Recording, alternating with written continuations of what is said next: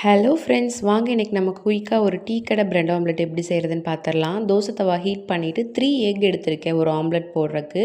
ஊற்றி ஆம்லெட் பதத்துக்கு வந்ததுக்கப்புறம் 2 ஒயிட் பிரெட் நான் எடுத்திருக்கேன். வீட் பிரெட் வேணாலும் நீங்கள் எடுத்துக்கலாம்.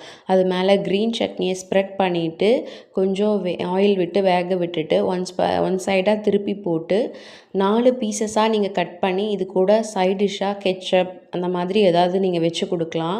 ஆனால் முக்கியமானது என்னென்னா, கடையில் வாங்குகிற கெச்சப்பு சாஸ் அந்த மாதிரி குழந்தைங்களுக்கு கொடுக்காம ரெக்கி அப்படிங்கிற பிராண்ட்லேருந்து நம்ம ப்ராடக்ட்ஸ் வாங்கியிருந்தோம். இது ஒரு சாஸ் வெரைட்டி.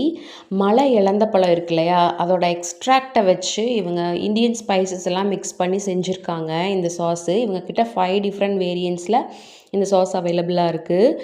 இலந்த பழத்தை வச்சு ஒரு சாஸ் செய்கிறது அப்படிங்கிறது எனக்கு ரொம்ப ஆச்சரியமாக இருந்துச்சு. குழந்தைங்களுக்கு சும்மாவே சாப்பிட்ற